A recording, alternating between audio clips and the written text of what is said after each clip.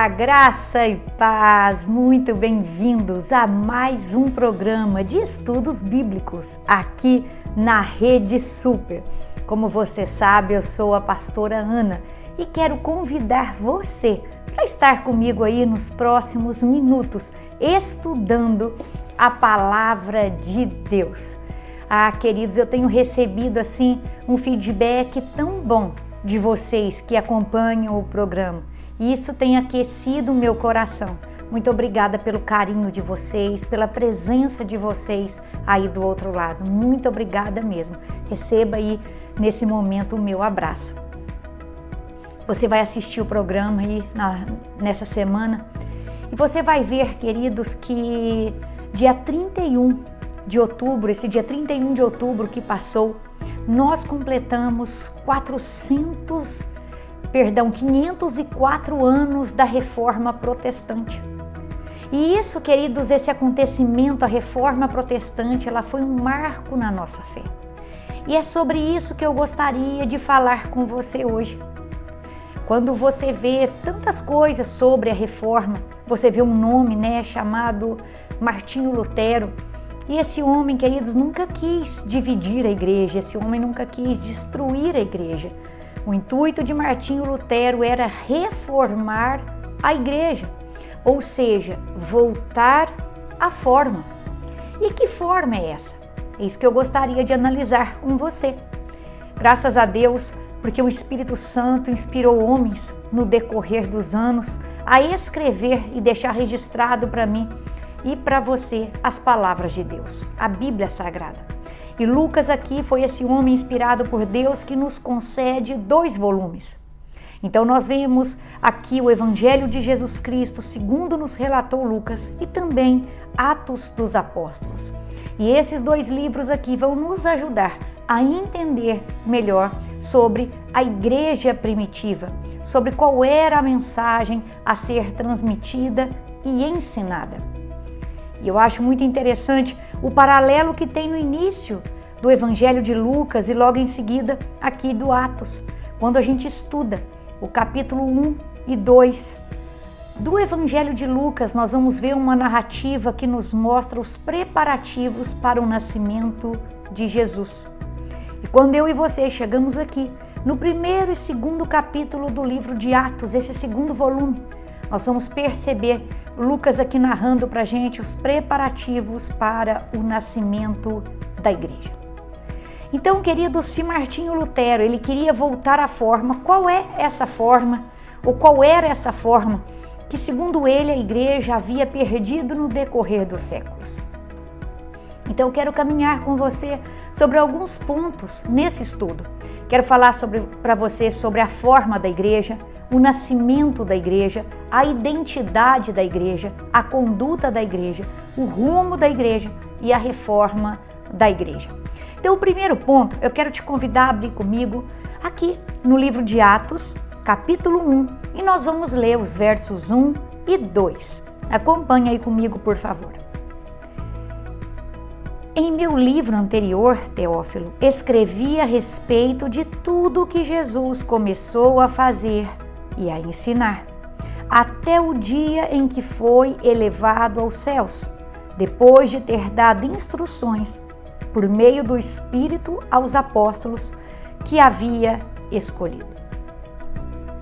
Querido, se você notar comigo, esse verso 1 e 2 traz para a gente aqui Jesus em ação. Então fala que Jesus, ele começou, ele fez, ele ensinou e ele instruiu. Então nós vemos aqui que aquele que movimenta toda a ação é Jesus Cristo. É Jesus Cristo, queridos, que está fazendo a história acontecer. Então nós olhamos para esses primeiros versos e percebemos isso, que o livro aqui então dos Atos dos Apóstolos, ele é cristocêntrico. Ou seja, por mais que seja que a história da igreja, como a igreja se desenvolveu, a igreja não é o centro. Por mais que mostre os apóstolos levando essa mensagem adiante, os apóstolos não são o centro. Paulo não é o centro. O centro, queridos, da mensagem é Jesus. O centro é Jesus. E nós precisamos sempre nas nossas igrejas promover cultos cristocêntricos, mensagens cristocêntricas. Jesus, ele é o autor e consumador da nossa fé. Jesus é o autor da vida. Jesus é o Messias prometido. Jesus é o caminho, a verdade e a vida. Jesus é o Filho de Deus. Ele é a expressão exata do ser de Deus. Ele é o próprio Deus. Então nós vemos aqui, queridos, essa apresentação aqui do início, mostrando Jesus fazendo toda a ação.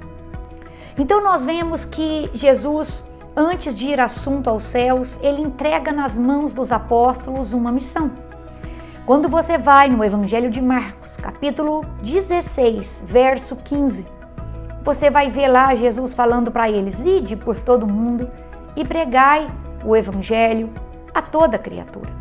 Então existe aqui, queridos, uma missão. E a missão é muito clara. Ide. Ide para onde? Por todo mundo. Então, queridos, às vezes nós olhamos esse todo mundo e imaginamos algo assim tão distante. Mas quando a gente vem aqui em Atos 1, capítulo 8, Jesus dá para a gente um exemplo dessa missão. Ele diz: e sereis minhas testemunhas em Jerusalém, é onde eles estavam, tão pertinho, em toda a Judéia, Samaria e sim, até os confins da terra. Então talvez até hoje você não se engajou em missões porque acha que os confins da terra estão muito longe de você. Mas lembre-se que Jesus disse em Jerusalém, em toda a Judéia, aí alarga mais um pouquinho, Samaria e sim, em todos e até os confins da terra. Então a missão é clara: ide por todo mundo, seja perto ou seja longe. Para fazer o quê? Pregar o Evangelho. E como eu e você, queridos, faremos isso? Nós temos onde ir, nós temos então o que fazer, pregar o Evangelho, mas como fazer? Nós vamos fazer baseado naquilo que Jesus deixou de modelo para mim e para você. O estilo de vida que Jesus veio e promoveu, é esse estilo de vida que nós vamos copiar, vamos viver e vamos passar adiante. Esse estilo de vida e também os ensinos que ele nos deixou. Então, quando você vai em Atos dos Apóstolos, capítulo 2, verso 42, tem uma dica para a gente de qual era essa forma da igreja.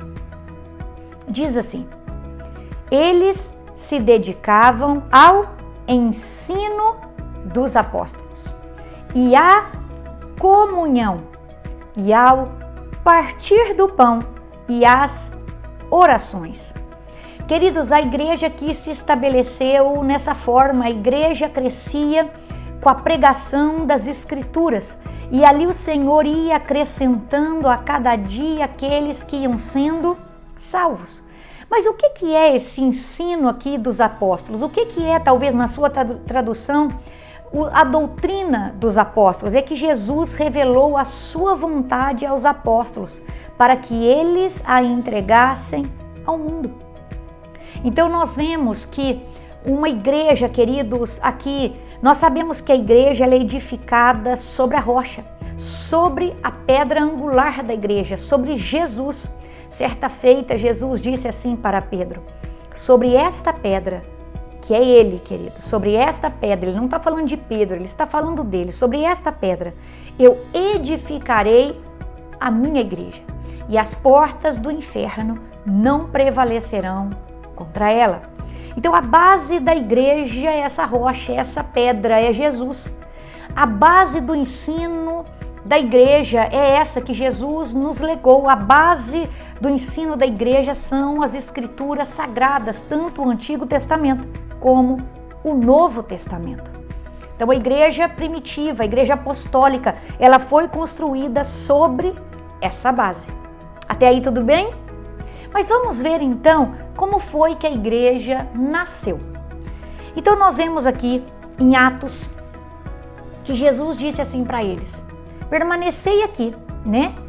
Permanecei aqui em Jerusalém, até que do alto sejais revestidos de poder. Está ali em Atos 1, capítulo 8, mas receberão poder quando o Espírito Santo descer sobre vocês, e serão minhas testemunhas em Jerusalém, em toda a Judéia e Samaria, até os confins da terra. Queridos, então aqui diz Atos capítulo 2, que ali eles estavam reunidos. Era ali o Monte das Oliveiras, num cenáculo, quando havia 120 pessoas reunidas. Então o Espírito Santo veio como um vento impetuoso. Chegando o dia de Pentecostes, estavam todos reunidos num só lugar. De repente veio do céu um som como de um vento muito forte e encheu toda a casa na qual estavam assentados. Então aqui, em Atos 2:2, que a igreja do Senhor nasce. É aqui, queridos, capacitada pelo Espírito Santo, aqui empoderada pelo Espírito Santo, é que essas testemunhas saem falando acerca de Deus, contando, compartilhando acerca da grandeza de Deus, os seus feitos. É aqui que essa igreja sai pregando as boas novas. E aí nós vamos olhando e vemos, então, queridos, que o evangelho ele começa a ser pregado em Jerusalém. Quando você chega no capítulo, ele começa então a ser pregado em Jerusalém, ele vai se expandindo por toda a Judéia, mas quando você chega no capítulo 8, você vai ver que ele começa então a chegar em Samaria. E aí no capítulo 9 ele já atravessa as fronteiras de Israel e chega a Damasco. E ali o Senhor levanta Saulo, e esse Saulo vai chegar, queridos, em vários lugares e vai ali até os confins da terra. E aí você vai passando página por página e chega então no capítulo 28. Quando ali depois de naufragar em Malta, Paulo finalmente chega em Roma e ali durante o governo de Nero será martirizado e, segundo a tradição, decapitado. Mas o que eu quero dizer para você é que o livro de Atos encerrou no capítulo 28. Mas ele encerrou, queridos, ele encerrou sem conclusão. Sabe por quê? Porque o capítulo 29, o capítulo 30, o 31 e assim por diante, queridos, os capítulos seguintes dessa história da igreja, esses capítulos, pessoas que vieram depois dos apóstolos continuaram a escrever, pessoas que vieram no decorrer dos séculos continuaram a escrever. E hoje eu e você ainda estamos a escrever essa história. Ou seja, queridos, há 2000 anos pessoas vêm escrevendo essa história. E eu e você estamos com essa missão em nossas mãos. Um dia Jesus entregou a missão na mão daqueles apóstolos e de geração em geração essa missão foi sendo concedida, delegada em outras mãos. E hoje, na nossa geração, no século 21, essa missão está na minha e nas suas mãos. Nós somos, queridos, aqueles que temos escrito a história da igreja nesse presente século. Tá entendendo? Então você viu a forma da igreja, você viu o nascimento da igreja e vamos chegar então na identidade da igreja. E isso aqui é tão maravilhoso e nós vamos achar essa identidade, nós vamos achar em Atos capítulo 11, verso 26. Nós sabemos então que quando o evangelho ele chega em Antioquia, o Senhor começa a fazer um grande mover ali entre os gentios. Ou seja, o Senhor começa a operar não apenas entre os judeus convertidos, mas também entre os não-judeus. E aí então a igreja de Jerusalém envia para Antioquia um homem chamado Barnabé. Barnabé, que já havia tido ali um contato com Saulo, vai atrás de Saulo, busca Saulo e o traz para perto dele, para juntos estarem ali naquela igreja em Antioquia. E ali, queridos, os discípulos de Jesus começam a pregar o evangelho e a fazer coisas assim maravilhosas e eles então vão ser identificados com Cristo. Olha aí comigo Atos 11, vamos ler o 25 e o 26. Diz assim: Então Barnabé foi a Tarso procurar Saulo e quando o encontrou, levou-o para Antioquia. Assim, durante um ano inteiro, Barnabé e Saulo se reuniram com a igreja e ensinaram a muitos. Queridos, antes de nós lermos o 26, eu quero chamar a sua atenção. Olha o que a Bíblia fala. Que eles ensinaram a muitos. Eles fizeram show com muitos? Eles, queridos, fizeram entretenimento para muitos? Não. Eles ensinaram a muitos. E aí vem a identidade, olha o que diz o verso 26. finalzinho dele, em Antioquia, os discípulos foram, pela primeira vez, chamados cristãos. Cristãos, querido, significa pequenos cristos. Então, imagina a população daquela cidade de Antioquia olhando para esses discípulos, identificando a vida deles e a obra que eles estavam realizando com a obra e a vida que Jesus, realizou nessa terra. E eu e você temos essa missão, as pessoas ao olharem para a gente, ao nos identificar como cristão, ela está olhando para a gente falando assim, ali passa, ali vai um pequeno Cristo. Será que é a nossa vida e as obras que têm sido frutos dessa vida, as obras elas têm frutificado, têm permanecido? Será que essas obras e esse testemunho de vida têm realmente refletido Jesus na nossa vida? Será que eu e você somos dignos dessa identidade cristão? Porque carregamos aqui o nome de Cristo. E isso, queridos, é tão forte assim no meu coração. E essa igreja aqui, então, de Antioquia, foi essa igreja onde, então, os discípulos receberam essa identidade. Cristãos. Antioquia era uma igreja parecida com Cristo. Eu e você devemos ser pessoas parecidas com Cristo. Mas chegamos, então, queridos, ao quarto ponto, a conduta da igreja. Ainda no primeiro século, nós vemos aqui os evangelhos sendo escritos, nós vemos as cartas paulinas, as cartas gerais sendo escritas. E aí, queridos, nós vemos que por mais que fosse uma igreja que tivesse um só coração e uma só alma, por mais que eles estivessem sempre juntos em comunhão, a igreja, queridos, é formada por pessoas. Então, por mais que tenha amor, por mais que tenha discipulado, por mais que tenha ensino segundo as escrituras sagradas, a igreja é formada por pessoas. Então, em todas as igrejas, queridos, terrenas, nós vamos encontrar uma área com problema, uma área fraca, ou vamos encontrar problemas, porque essa igreja está sendo formada, dirigidas ali por pessoas que estão em processo de santificação, em processo de amadurecimento, em processo de aperfeiçoamento. Nós ainda não somos perfeitos e por isso essa igreja terrena ainda não é perfeita. Então existem erros nela. Então por mais que a gente veja, queridos, que tudo foi feito de maneira certa, aquelas igrejas e as igrejas de hoje são formadas por pessoas que ainda erram, que ainda pecam. Então já naquela época dos apóstolos, você vai ver que luta que Paulo tinha com a igreja de Corinto, uma igreja carnal. Ali você vai ver duas irmãs da igreja ali discutindo e Paulo teve que chamar a atenção delas em sua carta. Você vai ver que irmãos iam para a ceia do Senhor, uns levavam um banquete, comiam uns na frente dos outros. Você vai ver que essa igreja era uma igreja que não era generosa, ela não ofertava. Igrejas menos abastadas sustentavam e enviavam ofertas para ajudar outras igrejas, mas essa não. Então, queridos, nós vemos que havia problemas. Nós vemos também, por exemplo, o exemplo de Ananias e Safira. Ali aquela cobiça no coração, a mentira, que ao venderem um terreno fala que foi um preço, mas doam outro. E você sabe ali no livro de Atos o triste fim desse casal. Então, apesar do discipulado, do amor e do ensino correto segundo as escrituras, ou seja, apesar do ensino bíblico, houve problemas. Paulo teve problema com a igreja de Gálatas. Paulo teve que defender o seu apostolado. Quando você olha ali, aquela igreja queria voltar às antigas práticas, queria voltar a guardar festas, dias, queria constranger os irmãos sobre o que eles deveriam comer ou não, não é verdade? Você vê o próprio Jesus ali enviando uma mensagem às 7 igrejas da Ásia, no livro de Apocalipse, perda do primeiro amor, aliança com o mundo, promiscuidade, queridos, imoralidade sexual, avareza, mania de grandeza, soberba, não é verdade?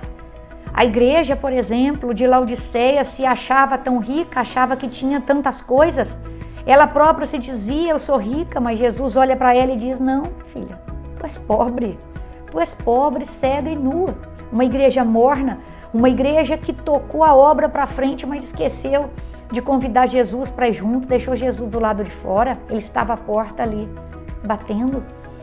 Então nós precisamos, queridos, ver que a igreja, apesar de ter tido um ótimo ensino, ter tido discipulado, essa igreja ela foi tomando uma conduta assim, queridos, porque apesar de tudo isso, como eu te disse, ela foi conduzida por homens. Mas aí, no decorrer da história, nós vemos então o rumo que essa igreja tomou.